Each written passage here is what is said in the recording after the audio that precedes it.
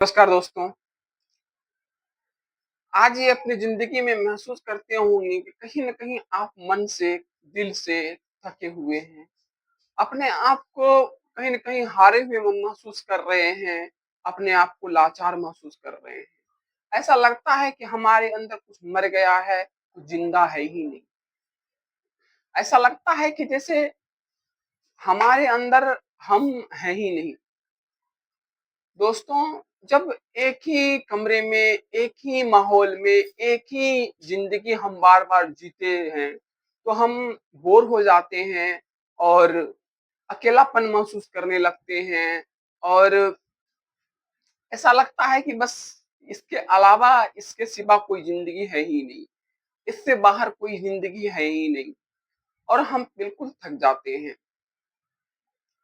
हम इस जब हम एक ही जगह पर, एक ही माहौल में जब जीने लगते हैं और ज़्यादा समय तक हमारा ये माहौल रहता है, तो हम अंदर से टूटने लगते हैं। ऐसा लगता है कि इसके अलावा कोई ज़िंदगी है ही नहीं, लेकिन ऐसा सोचना गलत है। ऐसा हमें महसूस हुआ कि जब हम बाहर जाने लगे, जब घूमने लगे, जब इधर-उधर का माहौल से हम टकराने लगे, तो ये समझ में आया कि जिस माहौल में हम जी रहे थे, तो इसका मतलब है कि हम अपने एक कुएँ में सीमित थे। कुएँ का मेढक जो होता है, बस उस कुएँ को ही अपनी ज़िंदगी समझ लेता है। वो समझता है कि इसके अलावा, इसके बाहर कोई ज़िंदगी है ही नहीं। हम भी उसी तरह अपनी ज़िंदगी को समझते हैं कि जब हम एक ही माहौल में लगातार जी रहे होते हैं, एक ही कमरे में, एक ही रूम में, एक ही घर में लगातार रह रहे होते हैं, तो हमें इससे ज़्यादा कुछ सोचना-समझना आता ही नहीं, इससे बाहर हम निकल ही नहीं पाते हैं, अपने मस्तिष्क को, अपनी थिंकिंग को बढ़ा ही नहीं पाते हैं, अपनी थिंकिंग को विस्तृत नहीं कर पाते हैं, बड़ा नहीं कर पाते हैं। लेकिन ये चीज़ आप गौर कीजिएगा और इस चीज़ से बाहर निकलने का एक बहुत ही सरल तरीका है, आप बाहर घूमना शुरू कीजिए। आप अपने अ, धार्मिक स्थलों पर जाइए, आप अपने पर्यटक स्थलों पर जाइए, ऐसे जगह जाइए जहाँ पहाड़, पर्वत, झरना, नदी और समुद्र देखने के लिए आपको मिले। वहाँ जब आप जाइएगा, तो वहाँ आपका माहौल जो है, जिस माहौल से आप आए हैं, ऐसा लगेगा कि हम जी कहाँ रहे थे? कैसे रह रहे थे? कैसे अपनी सोच को सीमित बनाए हुए थे? जब हम पहाड़ को देखते हैं, तो पहाड़ हमें सिखाता है कि गिरना नहीं है, डटे रहना है और आगे बढ़ते जाना है। जब हम नदियों को देखते हैं, तो नदियाँ ये बताती है कि बहते चले जाना है, रुकना नहीं है। क्योंकि नदी का पानी जब रुक जाएगा, तो वो पानी सड़ने लगेगा और नदी बहता हुआ रहता है, तो शुद्ध रहता है। उसी तरह हमारी ज़िंदगी है कि हम अपनी ज़िंदगी में रुके नहीं, बहते चले जाएँ। जब हम समुद्र को देखते हैं, तो समुद्र देखते हैं कि समुद्र की जो धाराएँ होती हैं, वो टकराती है और समुद्र कहता है कि समुद्र बहुत गहरा होता है और समुद्र कहता है कि अपने अंदर भी गहराई अपने अंदर भी गहराई लाओ और शोर मत मचाओ। समुद्र कितना गहरा होता है और कितना शांत होता है। वो शोर नहीं करता, लेकिन जब वो शोर करता है, तो फिर उसकी आवाज़ बहुत दूर तक जाती है।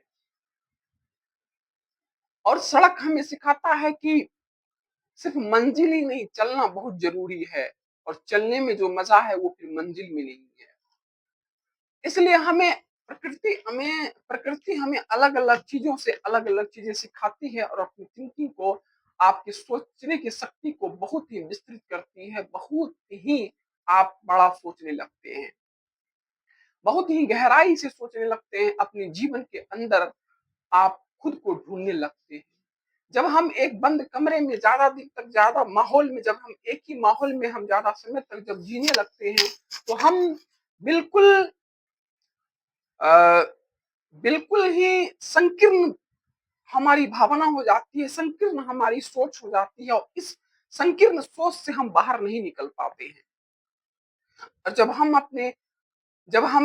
हम बाहर घूमने निकलते हैं, जब हम अ, तीर्थ स्थल में निकलते हैं, मंदिरों में जाते हैं, अपने धार्मिक स्थलों पर जाते हैं, वहाँ पर बैठते हैं, शांति से अपना ध्यान करते हैं, प्राकृतिक स्थलों पर जाते हैं, जब उन जब उनको हम देखते हैं तो ऐसा लगता है जैसे कि हमारी खुशियाँ जो है, हमने अपनी ही खुशियों को बाँध कर के रखा हुआ था, हमने अपनी ही खुशियों को जकड़ के रखा हुआ था, हमने अपनी ही खुशियों को गला घोट अपनी ही खुशियों का गला घोट लिया था। जब हम वहाँ जाते हैं, लहरों को देखते लहरों को उठते हुए देखते हैं, लहरों को उनके तटों से टकराते हुए देखते हैं, पेड़-पौधों को देखते हैं, जीव-जंतुओं को देखते हैं, वहाँ के संस्कृति को देखते हैं, वहाँ के माहौल को देखते हैं, अलग तरह के माहौलों को देखते हैं, तो हमारे अंदर जो है एक जो है मनुष्य हमारे अंदर जो है एक आत्मा फिर से जी उठती है, फिर से उनको साँस मिलने लगता है। फिर से उनको हवा मिलने लगता है, ऐसा लगता है कि जैसे उनको बहुत दिन से हवा नहीं मिला, जैसे बहुत दिन से उनका दम घुट रहा था। जब आप बाहर घूमने लगते हैं, तो आपकी आत्मा को आपका साँस मिलने लगता है। उनको ऐसा महसूस होता है कि लगता है ज़िंदगी अब हमने जीना शुरू कर दिया। ऐसा लगता है कि हमें बहुत दिनों के बाद, बहुत अरसों के बाद हम अपनी सही जगह पर आ पाए हैं। ऐसा लगता है कि जो हमारी मंजिल थी, जो हमारा रास्ता था, बहुत दिनों के बाद हम आ पाए हैं यहाँ। और सच पूछिए तो आप तब से आपका सोचना विस्तृत हो जाता है, तब से आप अलग तरह सोचने लगते हैं, तब से आप अपनी ज़िंदगी में अलग-अलग राह बनाने लगते हैं। और तब जा कर के आपको अकेलेपन से डर नहीं लगता है। जब आप एक कमरे में बंद होते हैं, जब एक एक ही जैसे माहौल में आप जीते चले जाते हैं, तो वहाँ आपको अकेलेपन से डर लगने लगता है। आप किसी दूसरे पर निर्भर हो जाते हैं, आप दूसरों की बातों पर फिसलने लगते हैं, आप दूसरों के वो तरीकों को कॉपी करने लगते हैं। अपने अंदर अपने आप को ढूँढते नहीं हैं, आपकी आत्मा आपसे क्या कहना चाहती है, ये आप कभी सुनना ही नहीं चाहते हैं या आपकी आत्मा आपसे कुछ कह ही नहीं पाती क्योंकि वो इसलिए नहीं कह पाती क्योंकि आप सुनने के लिए तैयार नहीं हैं और वो कहने के लिए तैयार नहीं हैं, क्योंकि उनको साँस ही नहीं मिल पा रहा है। जब आप बाहर घूमते हैं, जब अपनी दुनिया को बाहर की दुनिया को देखते हैं, तो ऐसा लगता है जैसे कि एक नई ज़िंदगी हमारी शुरू हो गई है, एक नया माहौल हमें मिला है, एक नया जीवन हमें मिला है। इसलिए आज ज़्यादातर लोग कहते हैं कि अ, उसे घूमने का शौक था या घूमना एक शौक है। मुझे ये महसूस हुआ कि घूमना एक शौक नहीं है, बल्कि घूमना एक ज़रूरी है। जब हम मंदिरों में जाते हैं, तो मंदिर का औरा, गर्भगृह का औरा हमारे अंदर इतना परिवर्तन ला देता है, इतना परिवर्तन ला देता है कि कहने की बात नहीं। हमारे मन मस्तिष्क को बदल देता है, हमारी नेगेटिविटी को बदल देता है, वो चेंज कर देता है और हमारी पॉजिटिविटी को हज़ार गुना वो बढ़ा देता है।